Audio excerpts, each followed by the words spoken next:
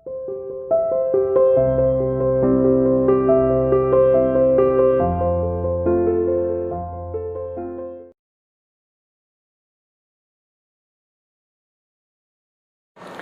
students, welcome to CR International School online classes. Dear students, today we will discuss lesson number 16 depreciation part number 2. Dear students, first part में हमने इसकी theoretical part पढ़ा था, theory depreciation क्या होती है, उसके मीनिंग्स, डेफिनेशंस रिगार्डिंग इसके क्या क्या यूजेस हैं, आखिर डेप्रिसिएशन के कॉजेज क्या हैं, क्यों लगता है, क्या इसकी यूजेस है, इम्पोर्टेंस है, ऑब्जेक्ट्स है, उसके बारे में। और मेथड्स बताए थे 8, लेकिन हमारे सिलेबस में केवल 2 ही मेथड हैं। फर्स्ट मेथड आपको बताया था जिसका नाम है स्ट्रेट लाइन मेथड, और दूसरा बताया था रिटर्न डाउन वैल्यू मेथड। आज हम इस मेथड के बारे में चर्चा करेंगे। ये क्या है, 2 ही मेथड पढ़ेंगे, उन्हीं के हमने इलस्ट्रेशन करने हैं। चलो जी, अच्छी तरह समझिए ध्यान से। सबसे पहले क्या है स्ट्रेट लाइन मेथड।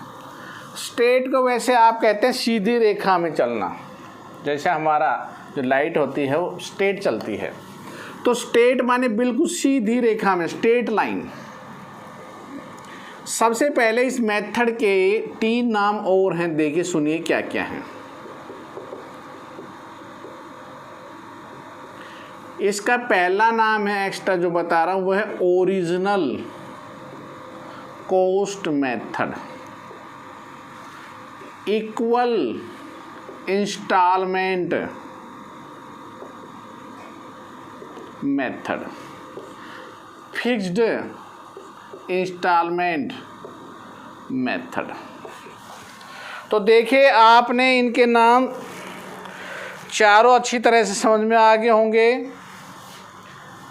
4 नाम से विदित है स्ट्रेट लाइन मेथड। पहला जो स्ट्रेट हमने लिखा है, इसका दूसरा नाम अर्थात हम ओरिजिनल कॉस्ट मेथड भी कहते हैं, इक्वल इंस्टॉलमेंट, एक जैसी किस्त या फिक्स होना। अब इस मेथड में कैसे निकाला जाता है और क्या तरीका है, ध्यान देना।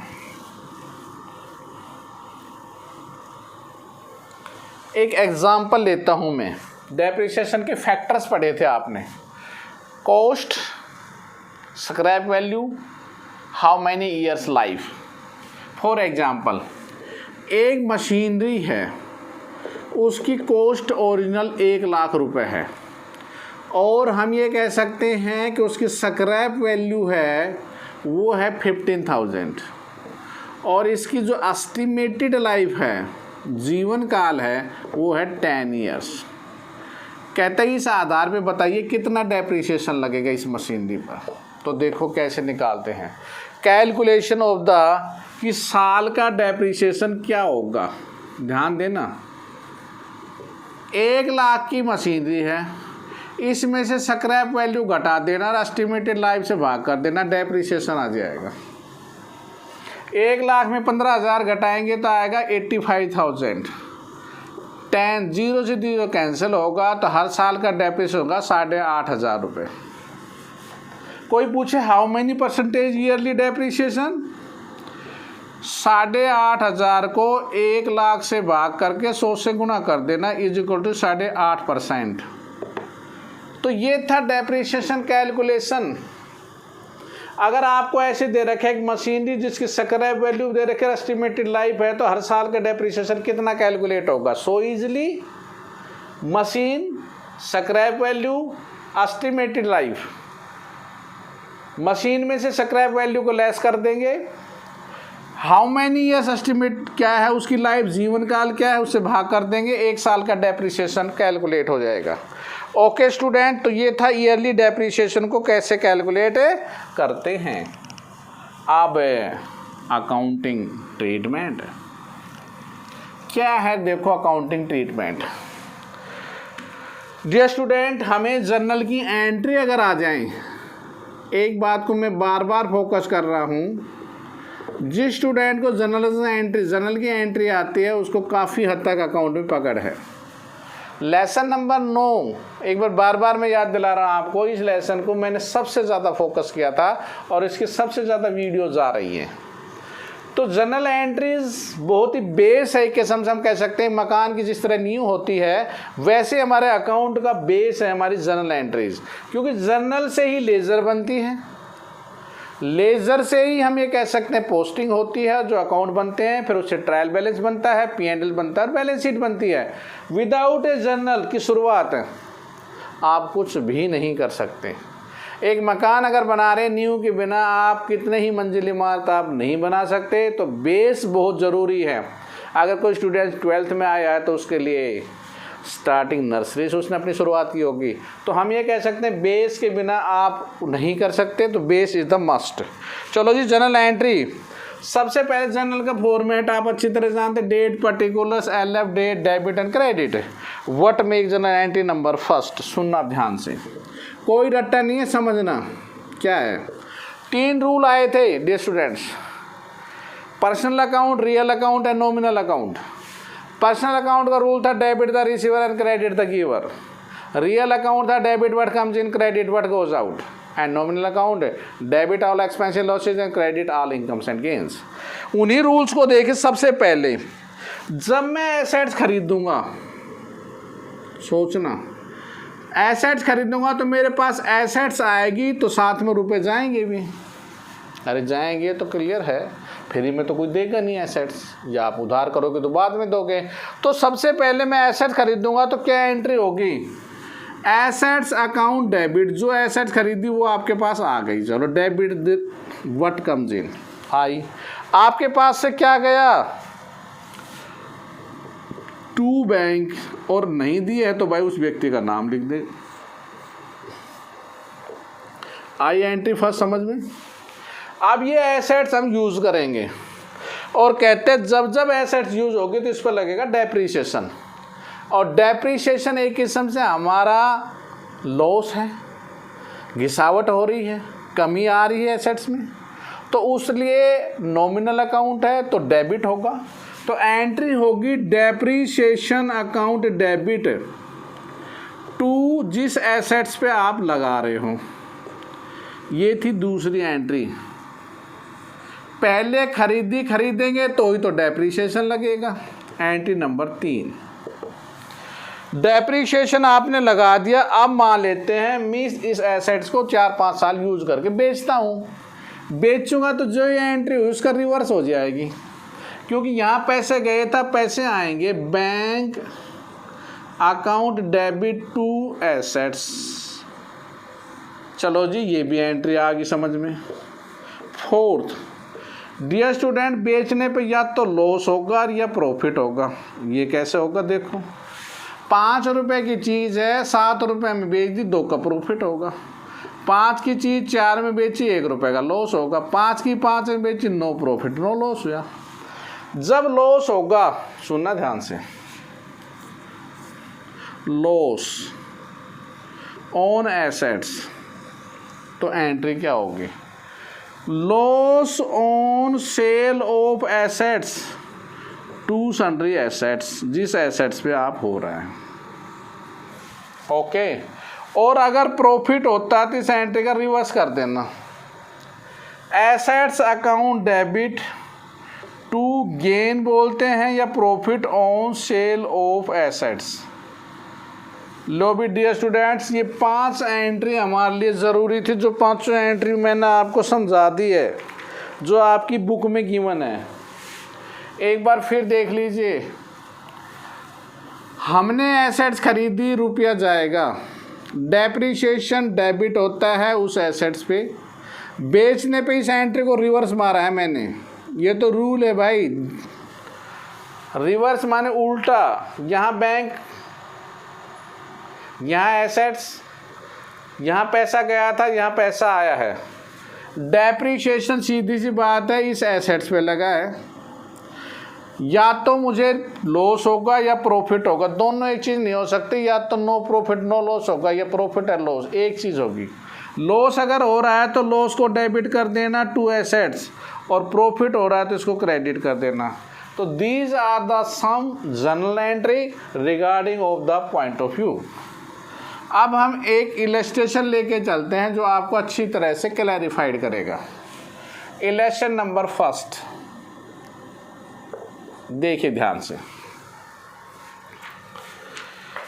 1 अप्रैल 2015, खेल में फिर बता देता हूं भैया, डेट्स क्या हैं, तारीखों पे विशेष ध्यान रखना। जिस स्टूडेंट को अगर इनमें नहीं देखी, उलझ गया तो सवाल गलत हो जाएगा। भैया एक चीज़ खरीदी 1 अप्रैल को आपने, एक खरीदी 30 अप्रैल को, क्या अंतर नहीं है इसमें? अंतर है सर, एक अंतर नहीं है, अप्रैल है बस, लेकिन अंतर इतना है 1 महीने का अंतर हो गया। 1 अप्रैल का मतलब है पूरे महीने आपके पास है, और 30 अप्रैल का मतलब आपके पास एक दिन भी नहीं है।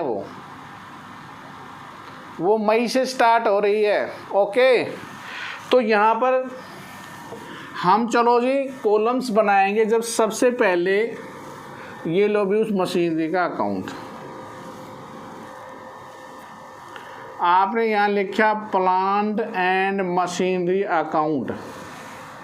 ओके, तो यहाँ प्लांट नहीं है, खाली मशीनरी है, तो फिर मशीनरी अकाउंट लिख देना, ये मशीनरी अकाउंट। पर्टिकुलर्स, ये debit side, particulars, amount, particulars and amount. और डेट के को और बना लेना भाई, ये डेट लो भाई, एक यहाँ से डेट का बना लेना, कितनी तारीख को आपने वो लेन देन किया था। हमने क्या किया, 1 अप्रैल 2015 को कहता Anil glass limited purchase a machinery. हमने एक मशीनरी खरीदी भाई, कितने की खरीदी? 2। ध्यान रखना मशीनरी में मशीनरी का नाम नहीं आएगा कहीं पे भी, 2 मशीनरी बाई मशीनरी। हमसे रुपए गए टू बैंक, कितना रुपया गया है देखो, हमसे गए भाई 90,000 रुपये तो नगद मशीनरी कीमत, और उस पर जो भी पैसा और लगाया ब्रैकेट में लिख लेना, 6,000 एक खर्च हुआ, 4,000 एक खर्च हुआ। 6,000 इन्होंने क्या एक्सपेंसेस किए हैं, किस चीज़ के? स्पेंड 6,000 कैरेज दिया गया है, कैरेज हुआ दिया गया है, और इरेक्शंस। भैया एक्सपेंसेस हैं, एक भाड़ा दिया है, एक लगाने का खर्चा है। तो आप ये कह सकते हैं मशीनरी एक्चुअल में 1 लाख रुपए की है। अब इसका डेप्रिसिएशन कैसे कैलकुलेट होगा? देखो, इन्होंने कहा है 1 लाख की मशीनरी, इसकी स्क्रैप वैल्यू कितनी बचेगी? कहता है ये मशीनरी 10 साल यूज़ होगी लाइफ, और इसकी स्क्रैप वैल्यू बचेगी 20,000 रुपये। शुरू में ही मैंने समझाया था कैसे डेप्रिसिएशन साल का। 1 लाख रुपए में से 20,000 घटा देना, 10 से भाग कर देना।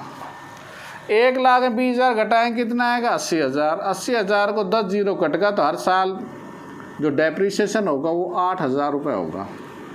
और परसेंटेज 8,000 डिवाइड बाई 1 लाख गुणा में 100 कट गए, is equal to 8%। Okay students, समझ में आ रहा है बहुत अच्छी तरह से। अब मैं जब 31 मार्च हो जाएगा, देखो 31 मार्च, 1 अप्रैल को क्यों चीज़ आई थी आपके पास? 1 अप्रैल 2015 को, तो 31 मार्च 2016 पूरा साल हो गया। आप उस पर लगाओ डेप्रिसिएशन, और बाई यहाँ लिखा डेप्रिसिएशन कितना? 8,000 रुपये, और यहाँ पर कर देना जोड़ इसका 1 साल का। देखो इधर का जोड़ 1 लाख, तो इधर भी 1 लाख होना चाहिए। यहाँ लिखेंगे by balance CD carry down कितना? 92,000। और अगले साल 31 मार्च के बाद आएगा 1 अप्रैल 2016, यहाँ लिख लेना टू बैलेंस BD, ये वाला उठा के यहाँ आ जाएगा 92,000। और कितने साल के अकाउंट बना रहे हैं ये सवाल बोलेगा। कहता है 4 साल के अकाउंट बनाओ। कितने साल के? 4 साल के। तो भैया एक का जिसको बनाना आ गया, मैं कहता हूँ उसके चारों साल के अकाउंट समझ में आ गए। वही फिर simple by depreciation 8,000, by balance CD 84,000, to balance यहाँ पर फिर 17 आ जाएगा, to balance BD 84,000, by depreciation वही 8,000, by balance CD 76,000, to balance sheet 18 में to balance BD 76, by depreciation 8,000 और 76 में 8,000 लेस कर देंगे तो आ रहा है हमारा 68,000 और यही सवाल आपका फिनिश होगा। ये वाला आ गया आपको अच्छी तरह समझ में। मशीनरी का अकाउंट एक इसमें पूछ रहा है डेप्रीशिएशन का अकाउंट, इजी बिल्कुल।